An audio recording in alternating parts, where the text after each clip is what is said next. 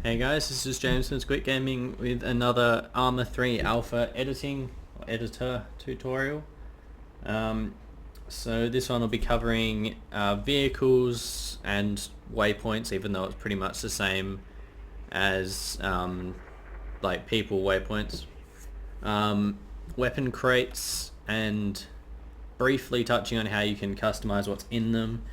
NPCs like independents and civilians and stuff. Then just sort of like miscellaneous props like cover and there's a mortar as well, and there's some like random really small things and stuff. And also finally setting the time of day and naming the mission and giving it a description and stuff. So let's just hop in here. I'll just load up one I've been working on. You see this one. Basically, you spawn here and you have to attack here and blow up that helicopter and then get to that hill. It's pretty basic, but what I've got here is the two spawns. If you haven't watched the first video, make sure you go watch that first, because otherwise some stuff won't make sense. And I've got two weapon crates here next to my two guys, and in these they've got in the initialization field they have a thing linking back to a script that I downloaded. I didn't write it. I was too lazy to do a proper one. Basically, this script, I'll put a link in the description to the download of this thing. And it just basically makes this crate have everything in the game in it. So every gun, every attachment, every backpack, every piece of ammo, every chem light, everything. Even some stuff that's broken. So like, it's got everything, and it's pretty good. Even though it's the alpha, it doesn't actually have heaps. It's still quite a lot, and it just makes it nice for the mission, because it basically means going into the mission you can customize exactly what you have. So you can, like, it's an infiltration mission, you can grab a silencer, a sniper rifle, and, you know, do that. Or you can just grab a light machine gun and just run in there. So to place a weapon crate, basically you just double click, just the same as everything else, go to empty. Now this empty field will not be there. Oh, that's so big. It will not be there if you don't have a player already set down. That's why you should always do that first. And then to make the weapon crate, you go ammo. And then you have these ones to choose from. So you got the Op 4 crates, and you got the Blue 4 crates with the basic weapons. These ones obviously the American versions. These ones are the Iranian versions. Just chuck a basic weapon crate down. So that will have in it, you know, the MX and the MXC, and then, you know, there's also special weapons, which has got the American sniper. That's basically a sniper, and the underwater gun, and some ammo for them, and some other stuff. And there's grenades and explosives and support and all sorts of cool stuff. So that's how you do weapon crates. It's pretty simple. If you want to customize them, obviously you have to use these script things, which are a little more complicated. And since I can't record my desktop with Windows 8 with Fraps, and that thing I used in the previous video was really crap, it looked terrible, so I can't really do that at the moment. I need to figure out a way to record it with good quality. But yeah, there's plenty on armaholic.com under Arma 3 editing scripts. I'll link it, which has some really cool stuff you can do, like all sorts of things, not just stuff putting in crates. You know, tons of cool stuff, and most of them have decent instructions on how to install them. So that's crates. It's pretty simple, and it will just give you a lot of cool stuff. Like if you're setting up a team deathmatch, you put them in people's spawns and stuff, or you can do supply drops around the map, stuff like that. Next, vehicles. So they're pretty basic. This is an Afrit, the Iranian car. So basically, I'll just put a hunter down. You just go whatever faction you want. I could just go civilian. And then in class, you just switch it to cars. And then civilian only, civilian car is an off-road. However, by doing this, when I spawn it, there'll be a guy in it. There'll be a civilian in it. So what you want to do is you just want to go empty, and then cars, and then it's got all the cars for one, and then you just pick it. So I'm just going to grab a hunter, and then that will put that there. and it'll make it yellow. Now this one here, I spawned as op 4. So if I just go blue 4 hunter, and it's blue. So it means this one has a guy in it, and this one I can control with waypoints and do stuff with it. It's got AI. This one is just empty, so this is the kind of one you drop and let someone get into. And then other than that, yeah, you just do the same thing you do with guys. You select it, go waypoints, and then just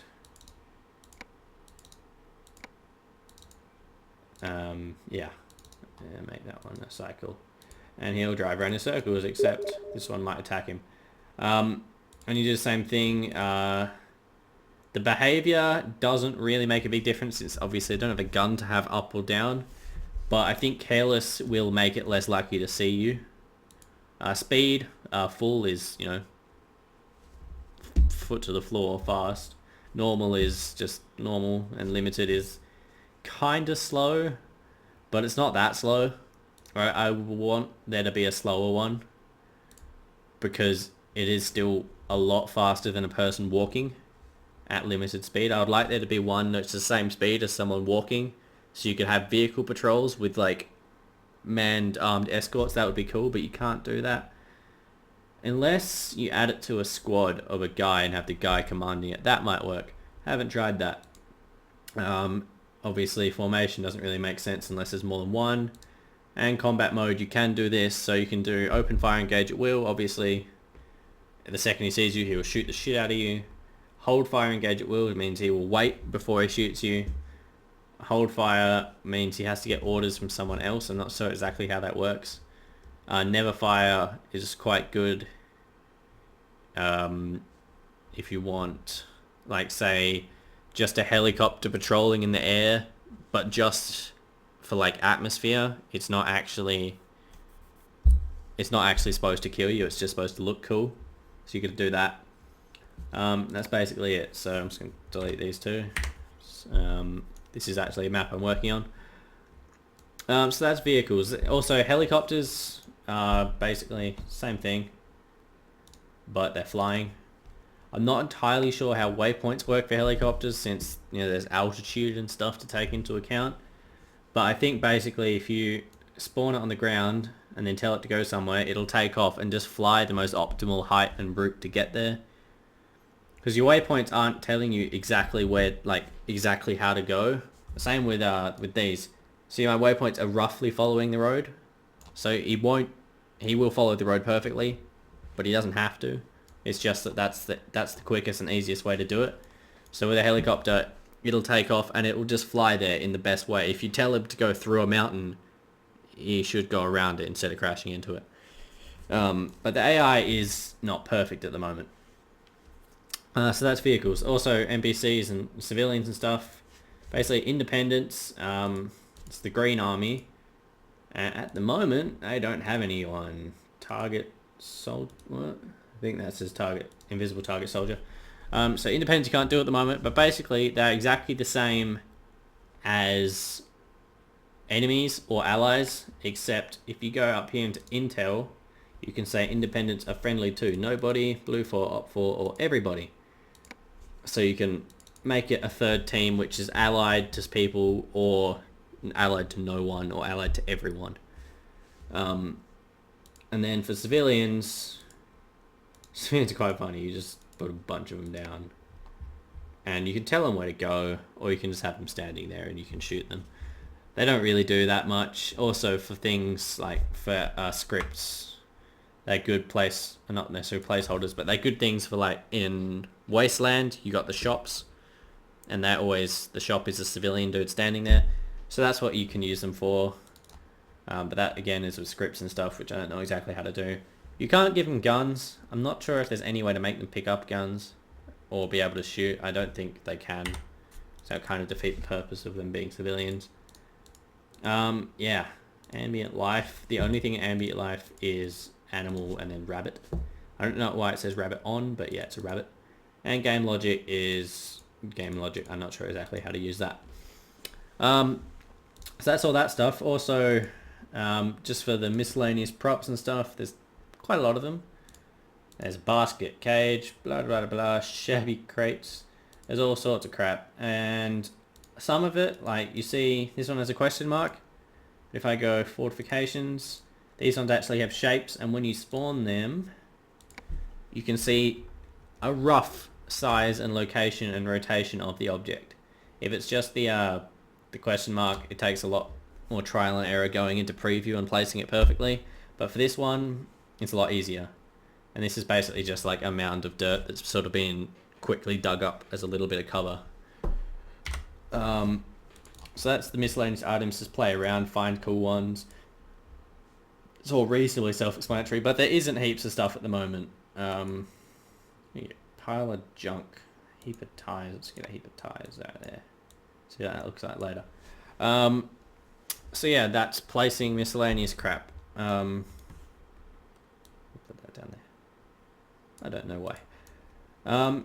So yeah, that's pretty much it for that stuff. Finally, I was in here before, but this is where you can set the name, and this is the name that comes up in the multiplayer or single player lobby, not the name you saved it as.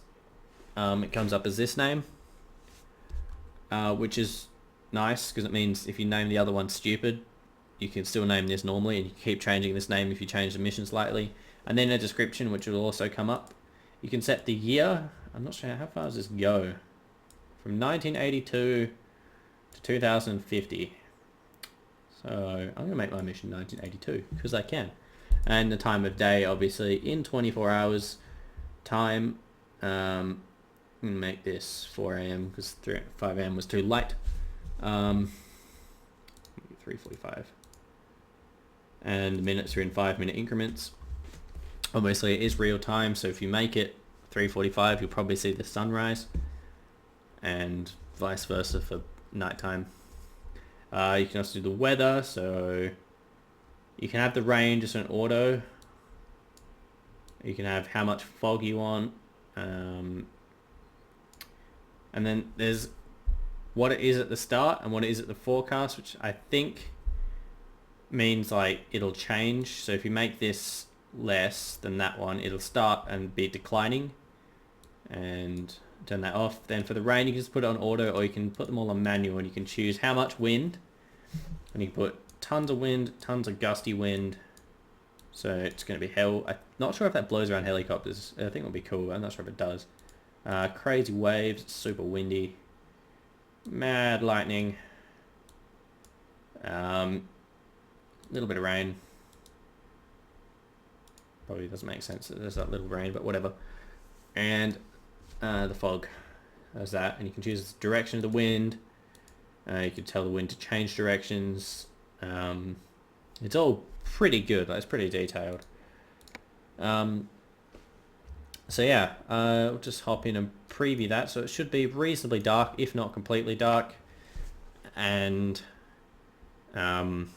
should be foggy and lightningy and rainy and windy, and yeah, and there should be a pile of tires just up the road.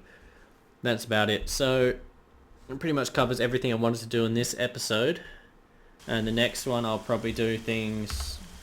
Oh god, it's a bit too bright for night vision goggles. It's pretty dark. So here's my pile of tires that I have.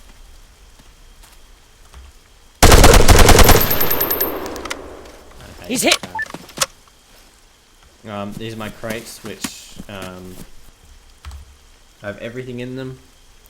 So you see they got all the different types of guns, different clothes, different vests, different attachments, different ammo, different other enough grenades, flares. These are really fun. The mines, you got anti-personnel and anti-tank mines, and bounty mines. I'm not sure entirely what they do. Anti-armor penetration mines, that's more for tanks, so they're not that useful. Tripwires, and these are remotely detonated explosive satchels. Then you've got tons of backpacks, and then mortars as well. I'm not sure if these work since I don't have tooltips, so they're probably broken, and you can't get them in the normal game. Like, you can't get the bags, you can get them already deployed. Yeah, so that's pretty much it. Next time I'll do things like triggers. This is a mission ending trigger here, which ends if you're standing here in this circle and that helicopter is destroyed, the mission will end. So yeah, that's pretty much it. I will see you in the next video.